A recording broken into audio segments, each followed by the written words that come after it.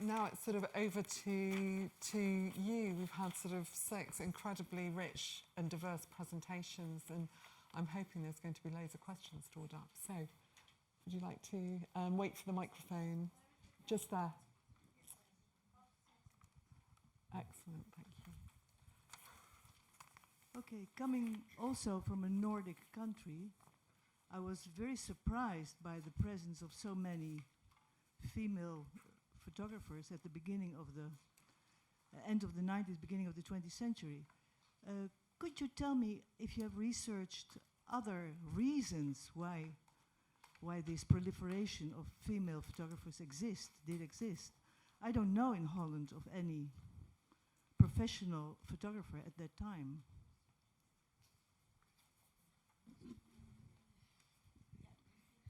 No,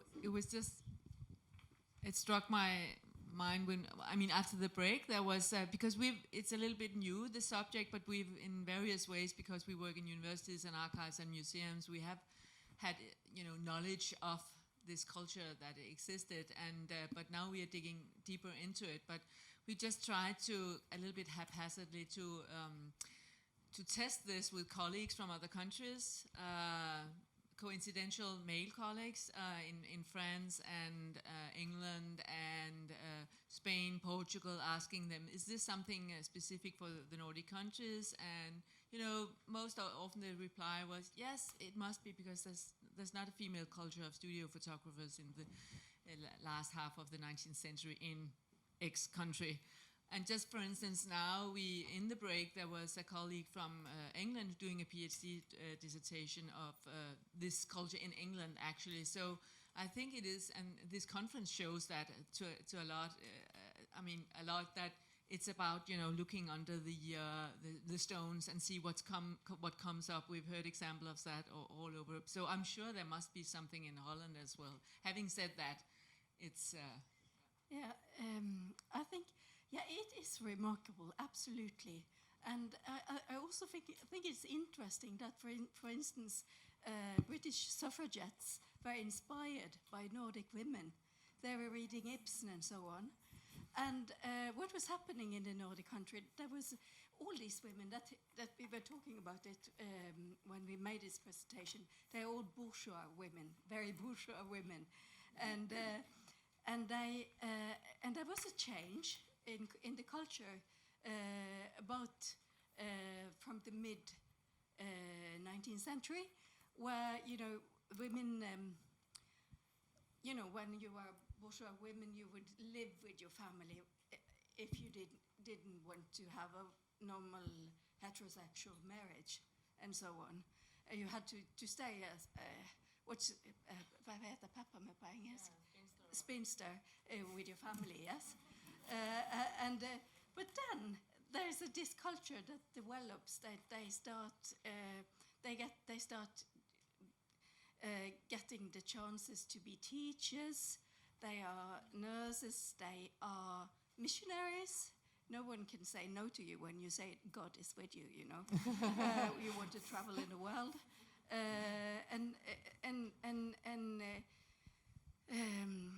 did I forget any occupation now? Artists, yeah. Of course. Yes. So it develops this kind of, and there are close connection to the suffragette movements in all of the countries, I think.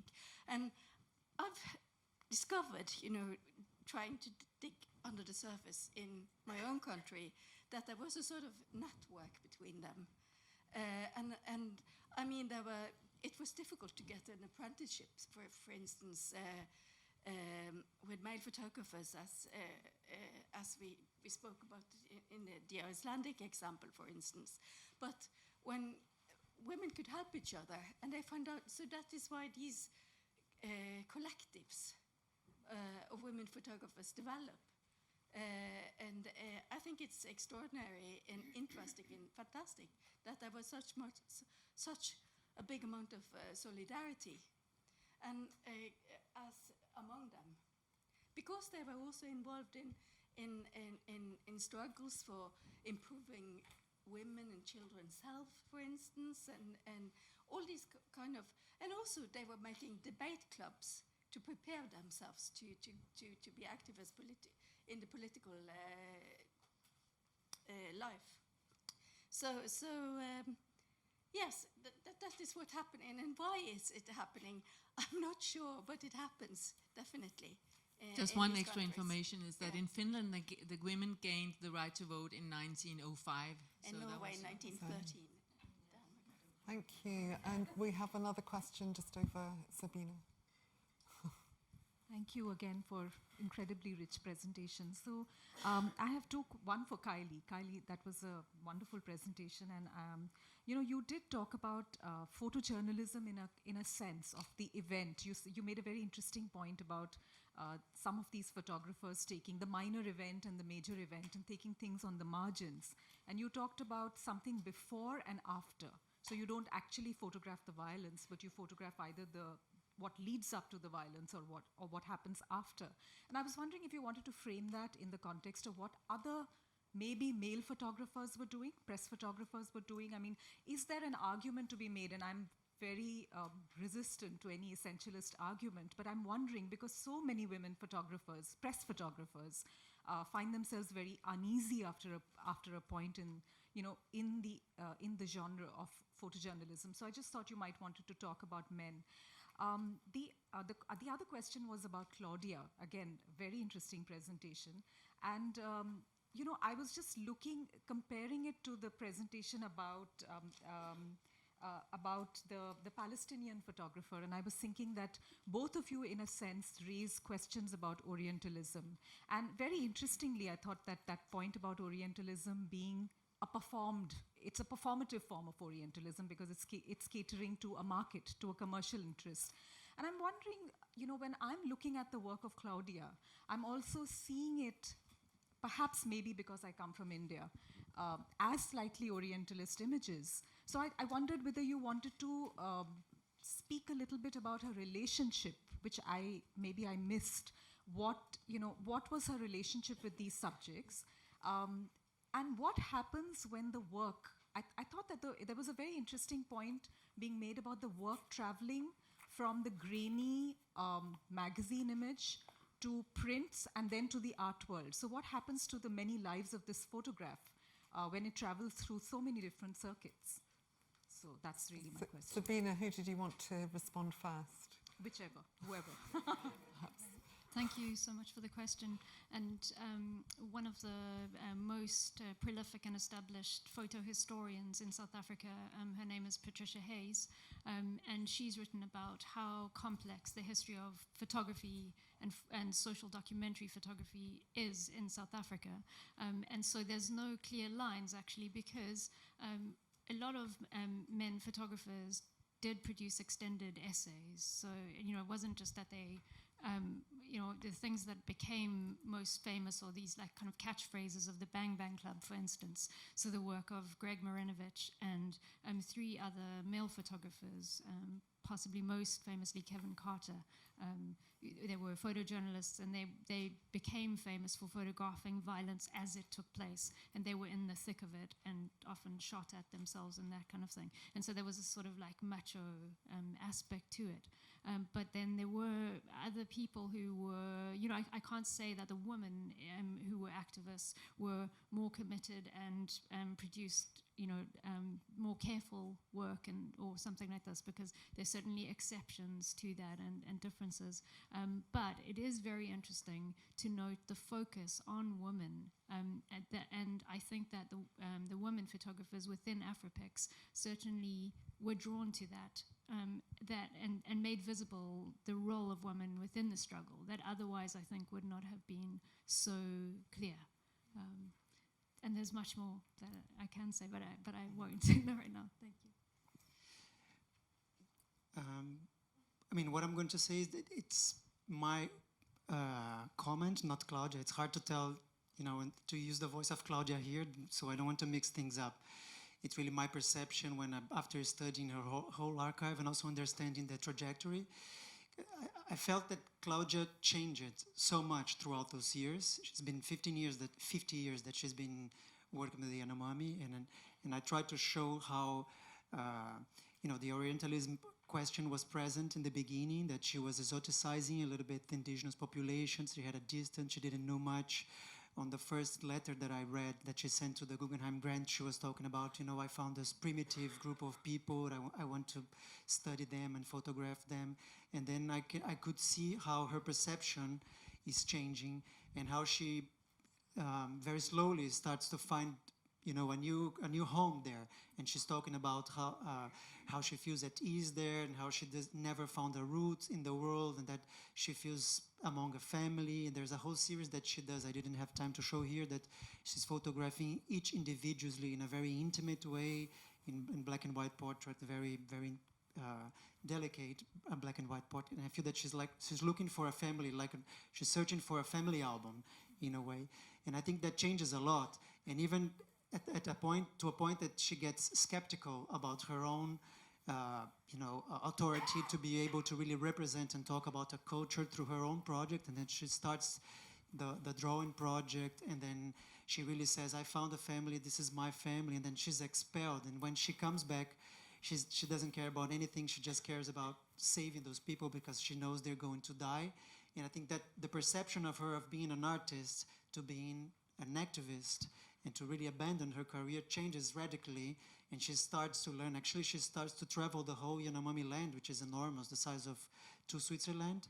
And she learns much more about the country, about the indigenous population. So she gets very deep, and she has a very close relation, to a point that nowadays, after all the fight and having been able to demarcate the land, they call her mother, and she calls them son, because they have a family relation. So I think what's beautiful in terms of Claudia is that she's showing that nationality, that your origins, they are not something that come with your blood or with your ancestors, but it's something that you elect, and it's the respect and the ethical commitment that you take to determine kind of people that really creates the most intimate and the most solid bonds. So, but that said, it's all her work is complex and raises many questions as the ones that you're, and I think it's still evolving, it's still changing. The meaning of that is changing. Yeah. I don't have to tell you. Mary, did you want to respond? About the Orientalist question. Yeah, I think it's, especially with Karima Aboud, this idea that she could be this sort of Palestinian icon that she's become, it kind of gets sidelined that actually she was participating in a colonial society, and that her role as like a middle-class woman was, it afforded her a lot of opportunity. She was multilingual, she had a car, all of these things that helped her.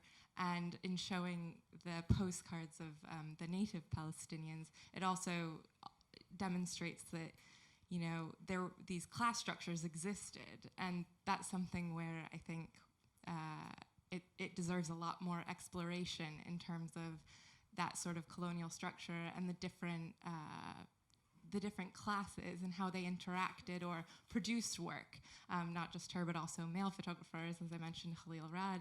So I think there's so much more to explore in that field. Thank you.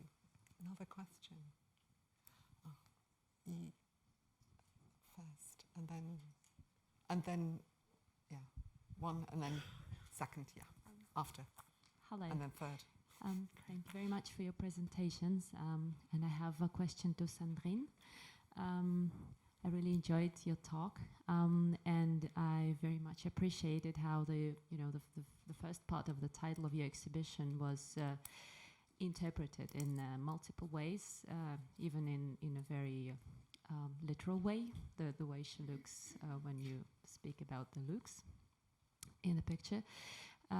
But my question is about the second part of the title, the history of female gazes, and obviously the female gaze. These words have a clear allusion to the male gaze, which is often understood as a gaze onto constructing a woman's body.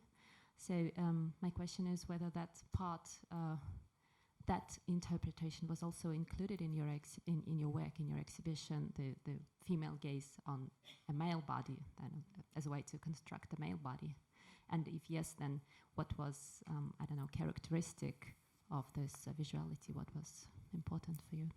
Thanks. Thank you for catching the double entendre of the title. Actually, when I was preparing the exhibition, the title came to me very quickly, and I tested it on people. And when I said that sentence, 99% of the time, people always assumed I was talking about the physical looks of a woman. They never assumed that we were talking about the way she looked at other things. And so I was like, this is going to be the title of the show. And but what was really important for me was to acknowledge both the gaze of the sitter and the gaze of the photographer. And in the show, as a photographer, it's mostly contemporary female photographers.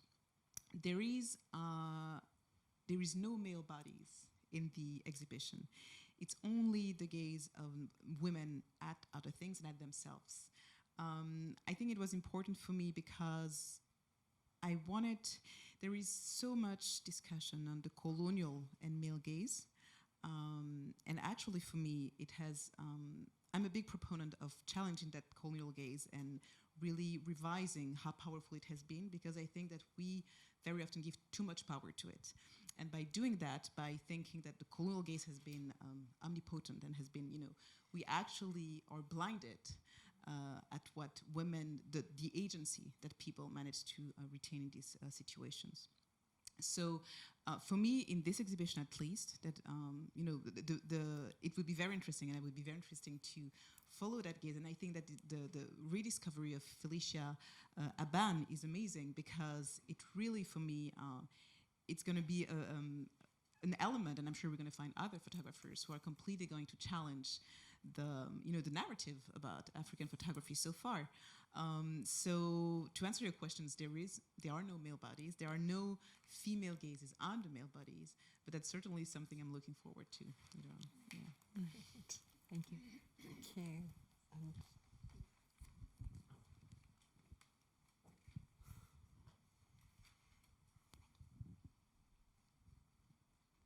Hello.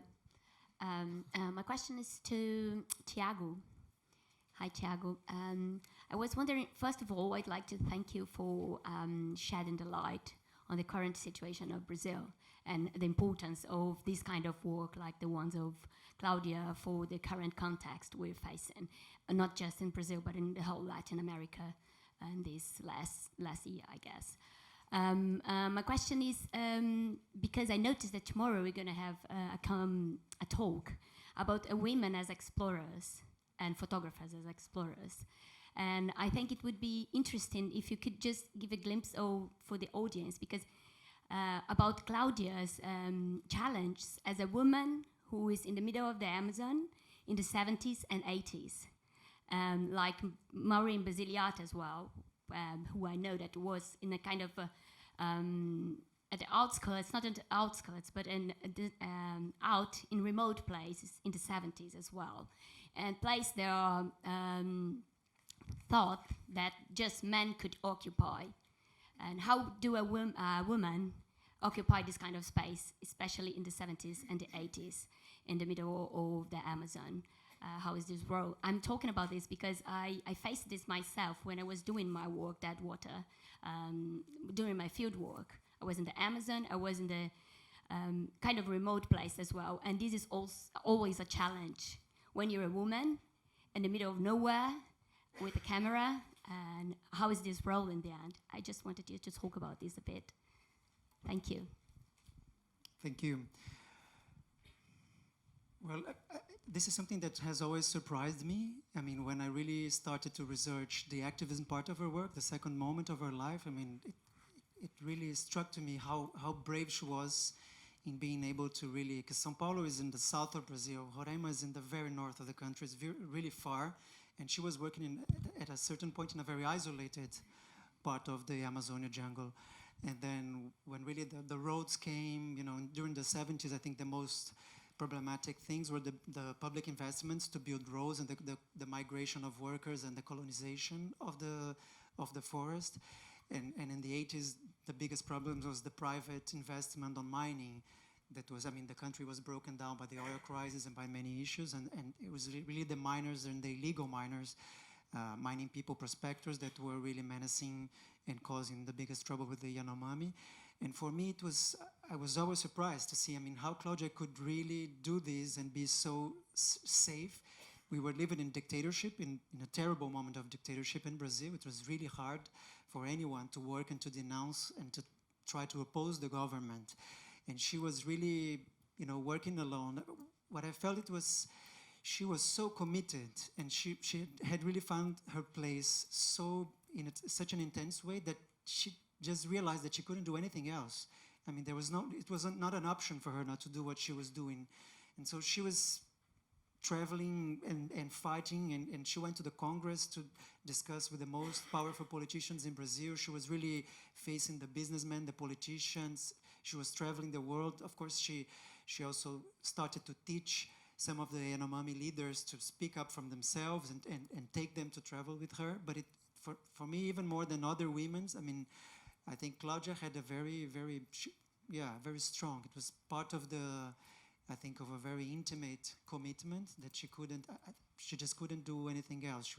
She was menaced on the streets. It was easy, let's say, to disappear, in Brazil, in the middle of the jungle, in the forest. Not to mention the really, I think the strenuous, how difficult it was for her to carry the equipment, the films, and then when she was doing the vaccination campaigns, they would carry piles of ice with the vaccines and all the medical, and she was really working physically also very hard. Not only she was not pressed only by the political situation, but I think she was suffering a lot from the intensity of her fight. So, what I can say is I feel her situation is very unique, even though other women were working in the same field and fighting things, but it's impressive to me how hard she was fighting and how much risk she was accepting to take. Lady there. Hello, I have a question for Sandrine Colard. I'm sorry, I will try to speak correctly. I'm French, so I'm speaking from a French perspective. I'm pretty sure that representation helps us to exist in France, which is different from England, but we had a big empire, colonial empire. We are really struggling to find African photographers, decent, not African, living in Africa, but African photographers living in France. I think it's different in England, and we really wonder why we have so few either women or male photographers from African descent. This year in Arles, in the Rencontre d'Arles, there was the 50th birthday. There was just one North African photographer, which is a problem, despite the fact that we had for once 50% of women.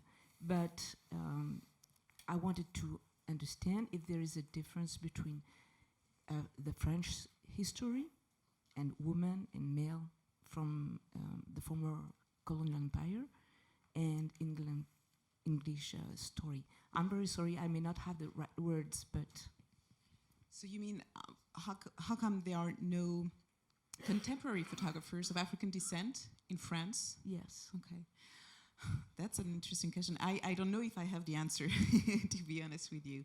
I know that, but it's not limited to photographers. I know that many artists in general from African descent who grew up in France live and have a career and actually have their career abroad. I think it speaks, I don't know, to French society recognition of its non-recognition of its diversity, probably. But I know to take very famous, artists like Gaderatia, for instance. He lives in Berlin. But you have really a long series of artists, of non-white French artists, who had to leave France in order to have a career. The reason the French art world does not recognize that, to be honest with you, I don't think I have a definite answer to that. But I know that I live in the US, so I have a better knowledge of the art world over there, which obviously is much more open to black and non-white artists. I think it's true for the UK as well, but you need to tell me. But I know I'm from Belgium, so I just next door to France, and I know that France in general, and as an art historian, I could notice that this, this component of non-white people in France is recognized in sport, but much less in the arts.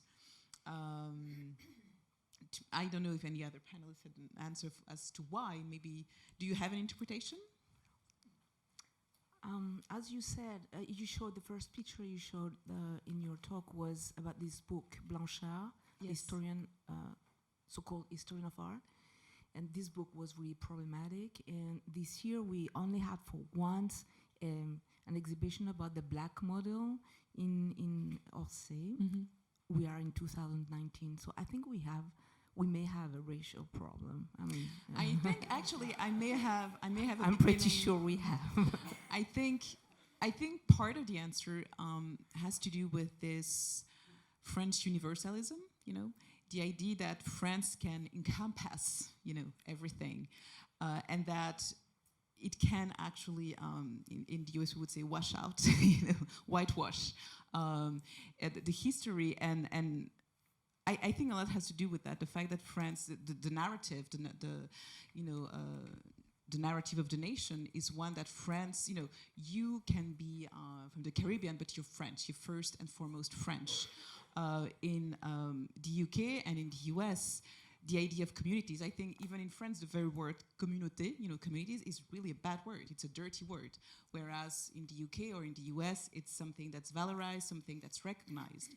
So I think it probably has to do a lot with that. If you want, as a non-white artist, to have a say in the French art world, you have to present yourself as French first and foremost. If you actually want to talk about something differently, about a different French identity, it's not valued, I think. So I think part of the answer has to do with that, with this universalism thing, and probably it's the very famous book by Arjuna Padurai would be to provincialize France, would be a good first step to be able to see that France is a province, as exactly as the other regions of the world. Thank you. We have a response from this lady here. Yes.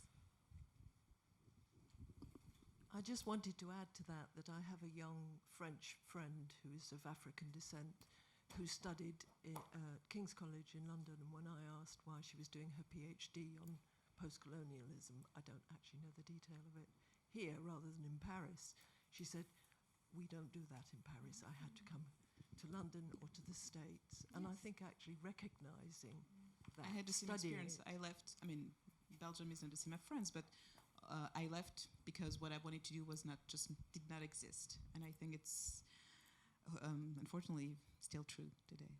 Yes. Thank you. Any other?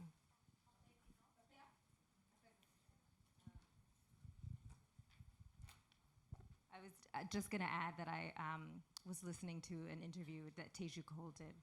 I was listening to a podcast a few months ago, and he was giving an example of a man of African descent living in France who I think he helped. There was like a baby who was going to fall out of a window or something, and he helped he saved this baby. He climbed up, I think, a building and helped save the baby, and then all of a sudden this man got citizenship status from the president, and how this, and then he gave another example of an undocumented woman in the U.S. who was trying to cross this border, how she was trying to cross the border, but how kind of the humanity of people of color kind of only came into existence and was validated by the colonial country, and I just thought of that when you were speaking of. I remember that story, France. and I think there's it happens often. I remember, I think a young man from from Mali who had lived in France forever, and because he became really a hero during the Paris terrorist attacks, he worked in this Jewish grocery store, and he actually saved the people in that store, and he also was given citizenship the week that followed, when he had been in France for like 15 years or something. So yes, there is definitely a recognition of your humanity through French citizenship. That's definitely problematic. Yes. Any other questions? We have one there and then one here, second. So.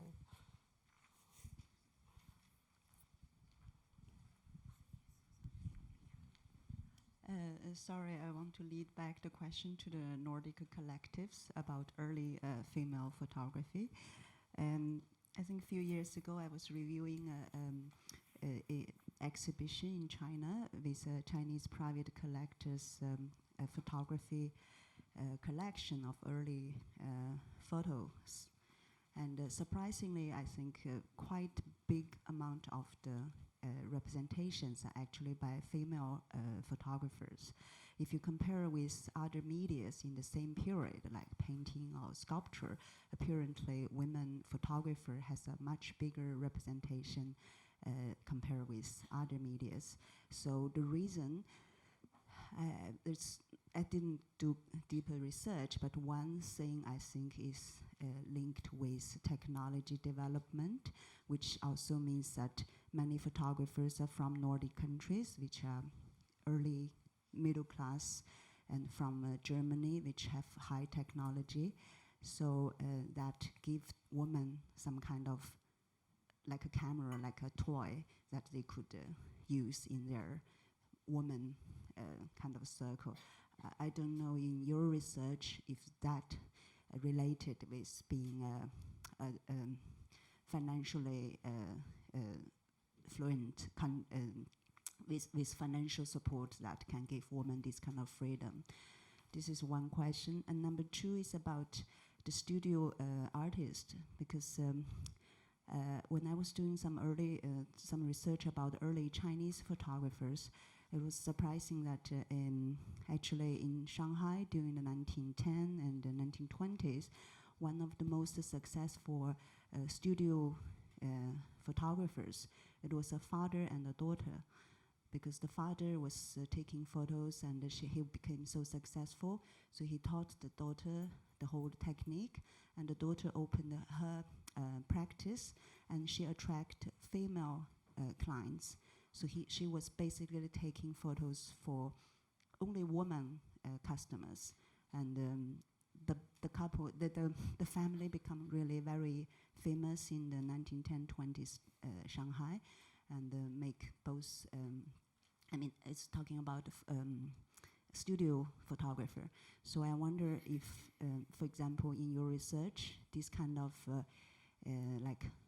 daughters taking from father and also doing specializing on female woman taking photos for women is some kind of character in the Nordic countries. Thank you. Yeah, I think all of your characteristics go for the Nordic countries. Either you inherit from your father who was a photographer, or you it's a middle-class bourgeois thing that you can start doing it. Also because it was difficult for women to get to enter the art academies. Most often they were not allowed to participate in the art. They had particular art schools for women, but to enter on equal terms with the men was difficult. So then you could have, I mean, many of them, some of them had aspirations to become artists, but others it was just more, opening their studios, more a way of making a living and become independent and not starting a family and all that. Yeah, but you're right about the technology in that sense that it was considered to be sort of technology that was suited for women because of their neatness, and therefore because of the sort of genetical ability for static production, like embroidery and something. And it's that kind of line of thinking that continues in a sense, I believe. and that is also very openly stated. But then, on the other hand, it's also about changes in culture on a broader level that allows. I mean, I think it was Steve Edwards that talked about how there were regulations against women as practitioners. I don't know. Maybe the British historians could speak about that. But I also asked Michel Frisot in France, and he said, no, we didn't have women practitioners there. And he just said no. and I should have asked him why, but I didn't. But that is the kind of question I'm interested in. But I would also be very interested in hearing, was it only women that inherited studios in China that got the chance to become photographers, or could they start on their own? Did they have the liberty to do so? That was a question to you. Yeah. That's one example of this very successful female studio photographer, and her background was like her father. She inherited it from her father, and she opened the studio specially for women. So it's a very unique example, I think. But also we had several examples. As you said, women's jobs is related to embroidering and doing handicraft, etc. And so there are many examples of women being hired by male studio owners to do hand coloring, to do back-end jobs, etc. But at the end of the day, actually, we have examples of many of them actually doing the photographs, and then they were just stamped with a male photographer's name, etc. So I think Kylie had a response to that as well. Thanks. So on a different project that I'm working on, not to do with South Africa, but to do with early women photographers in Europe, there is actually a proliferation of women's photography studios in Germany and Austria in like the early 1900s. And one of the earliest women photographers that I've done research on is Madame Dora Kelmus, and that history is partly the reason why there were so many Jewish women photographers, was that photography was not yet already established as a domain of men business owners. So there was a kind of like gap in the market. Like if something new comes out now where you could maybe have opened, I don't know, like a cell phone shop 20 years ago or something like that, right? And so there was like a gap, and so they seized that opportunity. And then, of course, many of those businesses were either wiped out or Aryanized and appropriated, and those women fled into exile when in the 30s and 40s. But some of them, so Dora Kelmus, I think her studio opened in 1907. And then I'm also doing research on early women photographers in South Africa. And interestingly, there are also women, in the case that I know about, the women photographers inherited the studio from their uncle who came from Germany. But there were also Jewish women photographers, and very early. So I think it's actually more than we know about. And yeah. So the next question's here, and then there, and then there. Okay. Susan. Thank you. Thank you all again for these intense and inspiring glimpses into incredibly Can everyone hear? Can you hear me okay? Better? I was just saying thank you again for the incredibly inspiring, powerful glimpses into powerful and empowering kind of practices, case studies that point to the ways in which the socio-economic, political conditions both constrain but can also enable ways into working with photography as photographers. And thank you for your nuanced readings of the work. Something that I'm struggling with, struggling to articulate, is my discomfort, I have to say, with the work of Claudia Andrea. And I'm wondering how we separate out, if it's possible, nuance of reading of and appreciation of her practice and the ways in which she can be considered pioneering, brave. What I'm uncomfortable with is the saviour narrative. and the maternalistic gaze explicitly or implicitly implied. There's how do we talk about the work that addresses the content without trying to salvage it all, perhaps? Can we talk more critically about the ways in which the gaze is often very problematic? And I keep thinking about the appropriateness of the question, the ambivalent framing of the project that Sandrine has curated. The way she looks, you know, this question or statement is, I think, haunts or hovers over, you know, all the work that we've seen and heard about.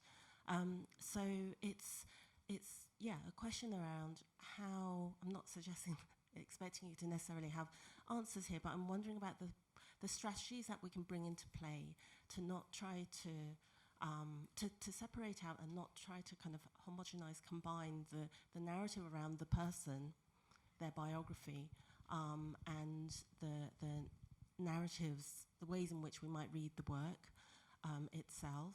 I think that there's something really, in many of the instances of the work that we've seen, the response to the question about the female gaze points to, I think the work shows different kinds of relations between women often, or between women and children that often go unarticulated.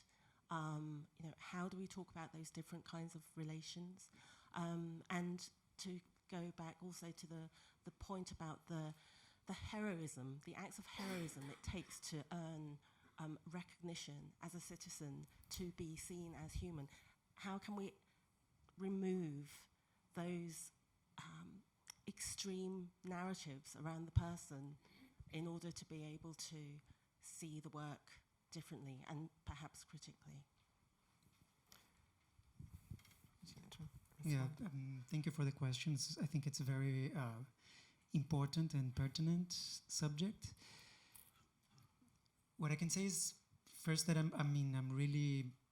my focus here was to talk about Claudia's life and biography because of the focus of the encounter, and also because of the fact that I'm a photographer. I'm a curator of photography, and I had to work closely with her. I have no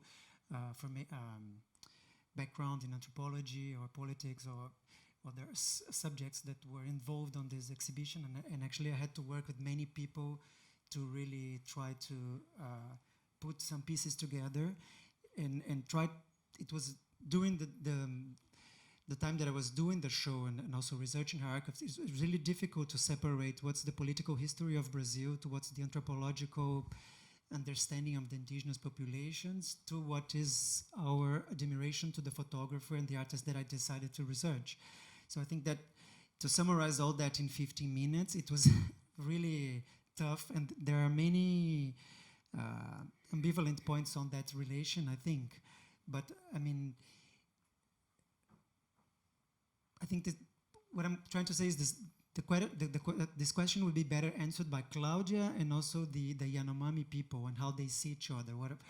I really can I have only experienced living with Claudia very closely, and only experience how they relate, and they really relate. I mean, as I was explaining on the other question, I think Claudia's role changed a lot on her career. She started looking for something for her very personally, and then her understanding of indigenous cultures also changed a lot. And then afterwards, even her understanding of photography and her role on that thing. And at the end, she really articulated a whole community of people, anthropologists, indigenous activists, and indigenous to fight. And there's a beautiful quote that Davi Copenhagen Yanomami says that the biggest contribution Claudia gave me was to teach me that I had my arrow not to fight physically, but to fight with my voice, to be able to travel the world and really feel comfortable that I had to defend my people.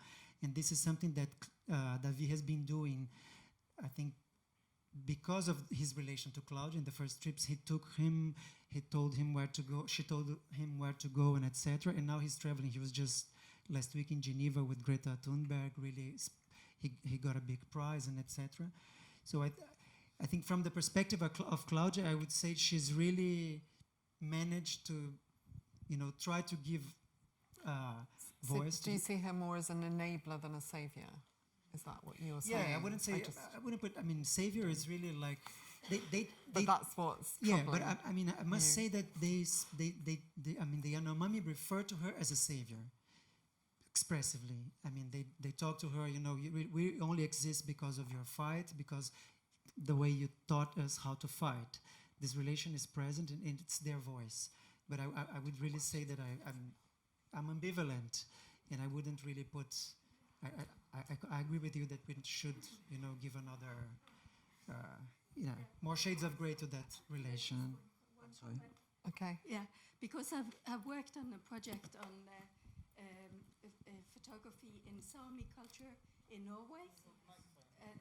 And there is a similar. When I listened to you, there were many similarities, but there are so many people, many people like Claudia. Traveling up to the north to photograph our indigenous population, and they come from Germany, they come from France, they come from England, they come from everywhere, and they all have this kind of feeling that they want to be immersed like she, and to live their life through their life in a sense. So I think I recognized, and they came from all political. Scale. From some people to escape from Hitler's Germany, other to turn out to be spies for Hitler's Germany. They all different ethnographers, socialists, whatever. But they also they had projects like hers, like could you please draw your own life? And I will sell the prints afterwards. So I think maybe you could look at her in a broader culture of explorations and travel a little bit, because I can understand that little critical comment. And I'm really sorry, because there were all these questions and I thought we would have time for them, but it's actually 5 o'clock now, and I really hope the people that still have their hands up are coming back tomorrow and can save those thoughts, because this was obviously a really kind of rich and provocative area for discussion. Can I just thank all of our panellists so much.